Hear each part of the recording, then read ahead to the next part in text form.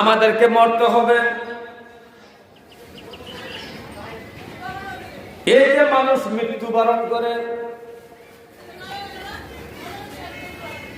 এই মৃত্যুবরণ করার জন্য একটা নির্দিষ্ট সময় নির্ধারণ করে দিয়েছেন আল্লাহ। আল্লাহ নিজে বলেছেন, নাহনু কদ্দারনা বাইনাকুমুল মউত,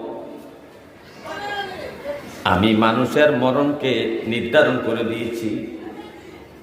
কেউ মরবে 20 বছর পরে, কেউ 30 বছর, কেউ 40 বছর, কেউ 1 দিন পরে, কেউ 10 দিন পরে, কেউ 1 মাস পরে, কেউ 110 বছর পরে, কে 90 বছর পরে, কে 95 বছর পরে মৃত্যুবরণ করবে।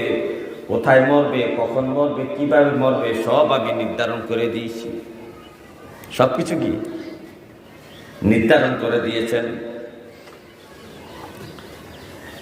এই আমাদের মৃত্যু নিশ্চিত, আমাদের মরণ নিশ্চিত।